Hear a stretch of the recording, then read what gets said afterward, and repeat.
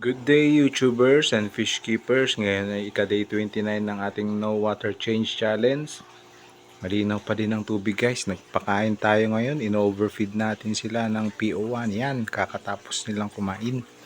Siyempre hindi pa tayo naglinis ng filter. Iti-test ko kung pakain tayo ng pakain. Kaya pa rin palinawin ng dirty filter na yan. Yung colony ng bacteria guys. Yung linaw oh. Yan. Tapos nagdagdag tayo ng damutan, lahi bata to guys. Titignan natin kung mabubuhay siya sa tubig. Nagdagdag tayo ng plants. At yung dead turtle carapace ulit, nagdagdag tayo. Nga pala guys, gawa na yung bug filter natin. Ready na, yan. Ito yung bug filter natin. Ang kulang na lang ay rock nya, dilalagay natin sa gilid doon. Kulang na lang yung rock. Ang ginamit nating filter ay lava rock. At saka filter wall sa ilalim yun. Ito na yung coin natin guys. Nilipat natin sa labas.